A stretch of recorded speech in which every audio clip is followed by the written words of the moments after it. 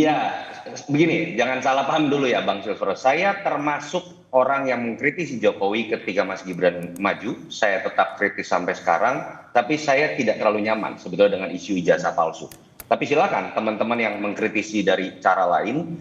Yang saya kritisi dari Bang Silvester dalam konteks merespon kritik-kritik seperti ini adalah jangan campur adukan dengan istilah yang tadi Bang Silver sudah sebutkan sendiri, ad hominem, bahwa ketika ada sebuah isu ingin kita uji bersama, baik sifatnya hukum atau sifatnya politik, langsung dikaitkan dengan pihak yang kalah pilpres. Saya pernah berdebat keras dengan Bang Silvester terkait dengan isu pemakzulan dari Forum Purnawirawan, itu dikaitkan dengan yang kalah pilpres.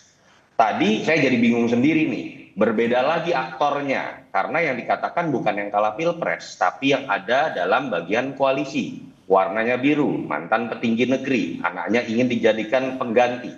Kan kemudian orang mengarah pada Partai Demokrat. Tetapi apapun itu, Bang Silvester, ketika kemudian narasi seperti itu, yang kasihan Pak Prabowo. Ini kan seakan-akan meragukan kapasitas kepemimpinan seorang Prabowo untuk menjaga kondusivitas antar aktornya. Untuk kemudian bisa menegur pihak-pihak yang ada sebagai musuh dalam selimut. Ini yang akhirnya bisa merenggangkan hubungan antara Pak Jokowi dengan Pak Prabowo. Kalau Bang Silverster atau teman-teman lain yang menuding seperti itu dianggap sebagai representasi suara Pak Jokowi. Ini sangat tidak Pak Jokowi. Kalau memang yakin bahwa ijazah Pak Jokowi asli, hadapi secara hukum, otomatis nanti ujungnya akan menjadi sebuah kemenangan kok. Cara Pak Jokowi juga menurut saya masih elegan yang dilakukan hari ini misalnya ketika kemudian Tapi Pak Jokowi dalam gini Mas Otto. acara reuni. Tapi Ya. Pak Jokowi bilang sebelumnya bahwa tokoh ataupun aktor besar politik ini di balik tudingan ijazah palsu sudah diketahui oleh publik. Ya, itu juga menurut saya sebuah blunder dari Pak Jokowi yang biasanya sebagai seorang presiden gaya berpolitiknya nggak seperti ini. Oke. Pak Jokowi itu biasa menggunakan pihak ketiga untuk menyuarakan sebuah fakta atau informasi yang beliau ketahui. Saya agak kaget Pak Jokowi mengomentari seperti ini dan kemudian diteruskan dengan bahasa yang lebih spekulatif oleh para relawannya. Yang terjadi adalah sekarang seakan-akan Pak Jokowi punya musuh baru lagi, nambah. Entah yang namanya Partai Biru, mantan petinggi negeri, anaknya yang dituduh untuk menggantikan.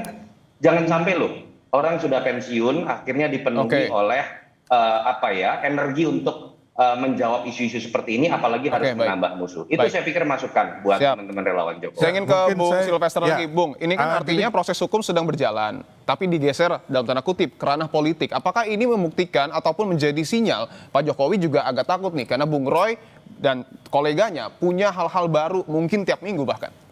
Pak Jokowi dan kami semua tidak takut 1% pun. Oke. Ya, dan Pak Jokowi happy aja. Saya hanya mau highlight sedikit bahwa hubungan Pak Jokowi dengan Pak SBY ini sangat baik. Ya, kita lihat waktu Demokrat dibegal waktu itu, Pak AHY dipanggil oleh Pak Jokowi dan akhirnya Mas AHY pun dijadikan menteri oleh Pak Jokowi. Ya, itu yang saya bilang tadi. Terus mengenai ad hominem, Bang, Abang harus tahu bahwa makian terhadap Pak Jokowi oleh para purnawirawan dan penuduh ijazah palsu ini udah sangat keterlaluan gitu loh.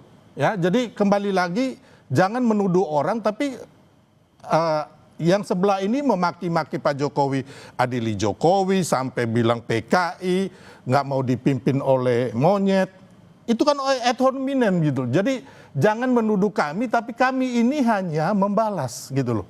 Daripada tuduhan-tuduhan ini. Jadi jangan membela membabi buta juga, karena Anda termasuk bagian dari situ gitu. Baik, saya ingin mohon maaf, sebenarnya yang dituduh adalah TPUA dan Roy Suryo CS, tapi Bung Silvester juga merasa tertuduh. Tanggapan Anda? Enggak, saya pikir makanya kalau ini masalah ijazah biarlah hukum yang berjalan, itu clear.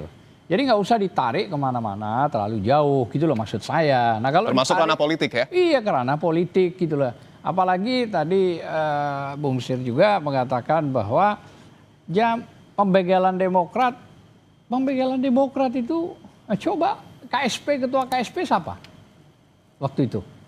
Jenderal Muldoko. Itu yang ingin. Jenderal Muldoko sekarang ada di mana? Tapi itu pribadinya Pak Mulma, Bang. Tetap. Saya tahu persis. Bukan. Saya sudah menanyakan Pak Muldoko. Bukan. Saya tanya Pak Muldoko, Anda di order Pak Jokowi tidak? Pernah nggak Oke. Pak Ya, Muldoko saya kasih dipanggil tahu. oleh Baik. Pak Dan Jokowi? Pak AHY Baik. dipanggil Pak Jokowi di Istana Bisa nggak saya Bogor. jelaskan? Baik, kita kembali Makanya ke isu AHY ijazah. dikasih Bukan. menteri oleh Baik. Pak Jokowi. Baik, silakan Bang Bung Celi, Azam. ya, tolong Silakan. jangan Kita kembali ke Jadi ya, gini, isu ijazah ya. Pak Muldoko sudah melakukan itu. Siap, Tapi baik. kan ada pembiaran. Baik, baik. Nah, itu di zaman siapa? Saya Oke. mau tanya. Saya Itu. minta- Ini penting juga. Ini Saya minta tanggapan Mas Toto, silakan, Mas. Bung Dipo. Siap. Ini isinya udah berbeda, makanya jadi kemana-mana.